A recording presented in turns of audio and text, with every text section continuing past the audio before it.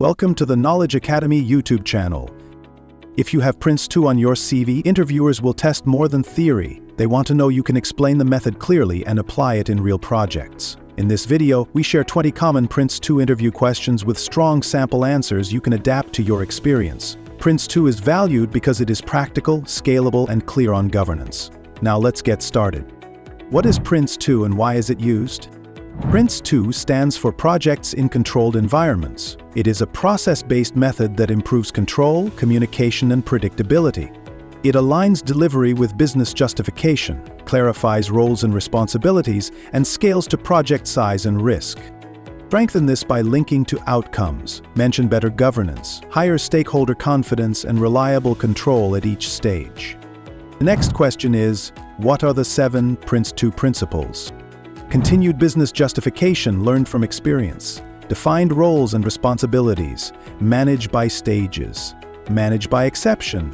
Focus on products and tailor to suit the project environment. Do not stop at a list. Briefly add one in action. For example, explain how manage by exception used tolerances for time and cost, and escalated only when limits were forecast to be exceeded. Next question is, can you explain the 7 PRINCE2 themes? Business case explains value. Organization defines governance and roles. Quality sets acceptance criteria. Plans explain how and when. Risk manages uncertainty. Change controls issues and requests. And progress tracks performance against plans. Make it tangible by referencing a quality register or configuration item records you use to keep acceptance evidence and version control clear. Next question is, walk me through the 7 PRINCE2 processes. Starting up a project confirms viability. Initiating a project creates the PID. Directing a project empowers the board. Controlling a stage manages daily work. Managing product delivery coordinates teams. Managing a stage boundary plans the next stage and updates the business case. Closing a project confirms acceptance and captures lessons. Pick one process and add a quick success line. For example, during controlling a stage, you used highlight reports to remove surprises and kept approvals on time. Next question is, how do you tailor PRINCE2 to your project? I tailor to size, complexity, risk, stakeholder needs, and compliance.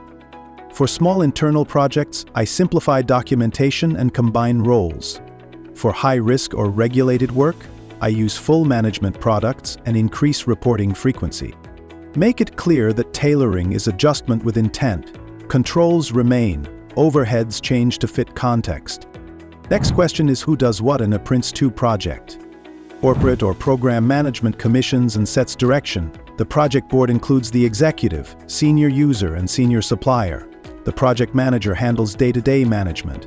Team managers deliver products. Project assurance checks method and interests. Project support provides administration and tools. Briefly map your past responsibilities to one of these roles and mention a decision or outcome you owned. Next question is, how do you manage risk in a PRINCE2 project? I define the risk management approach in the PID, maintain a risk register, assess probability and impact, and choose responses such as avoid, reduce, transfer, or accept. I review risks during stage boundaries and escalate through exception routes if tolerances are at risk. Add a brief star line. One sentence for the situation and one for the result is enough. Next question is, how do you handle change requests and issues? I log all requests in the issue register, assess impact on time, cost, quality, scope, risk, and benefits, and route through the change authority defined in the change control approach. I update baselines only after approval and communicate decisions in the next reporting cycle. A short example helps. Show how you prevented scope creep while keeping a key stakeholder satisfied. Next question is, how do you ensure product quality and acceptance? I capture quality criteria in product descriptions, define methods in the quality management approach, record reviews in the quality register, and obtain formal acceptance from the senior user at stage or project close. Mention that clear acceptance criteria reduced rework and made handover faster. The next question is, how do you report progress to stakeholders? I use highlight reports for the board, checkpoint reports from teams, end-stage reports at boundaries, and exception reports when tolerances are forecast to be breached. I followed a communication management strategy to set audience, frequency, and channels. One impact line helps. For example, regular highlight reports cut approval delays for you by a clear percentage. The next question is, describe a time you failed and what you learned. I underestimated supplier lead times, which moved a stage end date. I raised an exception report early, the board approved replanning, and I added a buffer rule to the lessons log. Later stages met dates, using the new pattern. Keep it brief. Own the mistake, explain the fix, and show the reuse of learning. Next question is, how do you engage and communicate with stakeholders? I create a communication management strategy during initiation. I identify stakeholders, their interests, and preferred channels. I maintain a clear cadence with highlight reports and informal touchpoints, and I adapt the plan as the stakeholder map evolves. Finish with a result. Faster approvals, fewer escalations, or improved satisfaction scores always land well. Next question is, what is product-based planning and why does it help?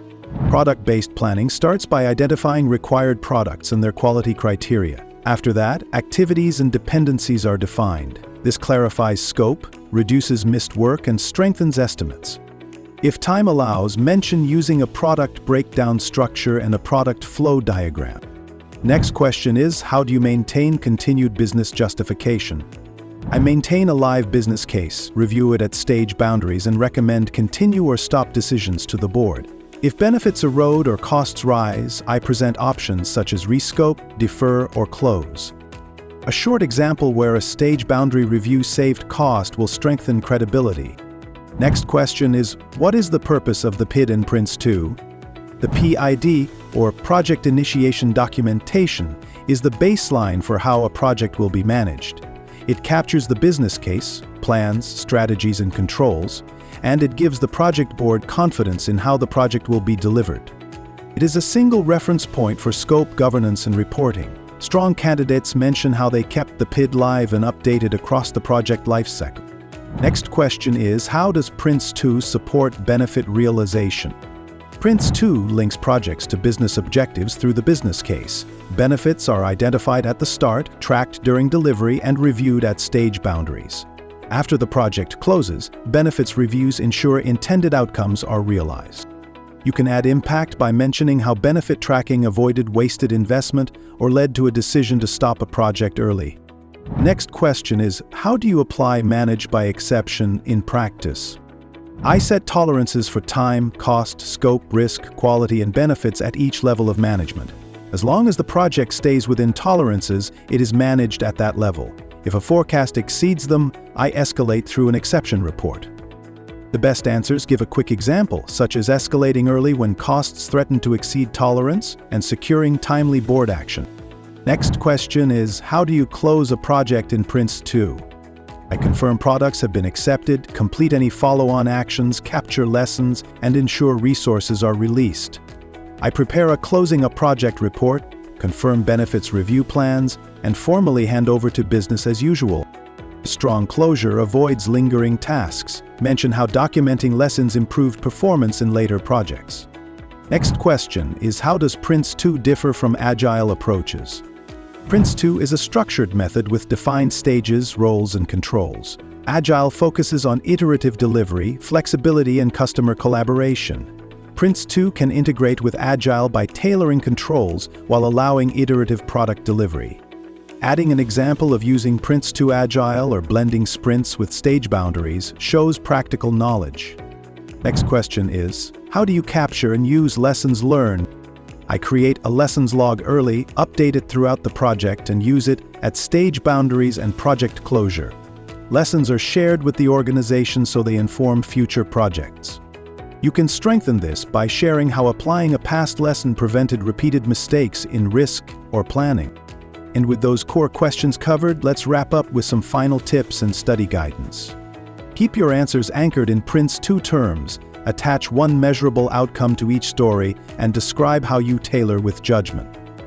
Check the link in the description for more structured details about PRINCE2 Foundation and Practitioner courses.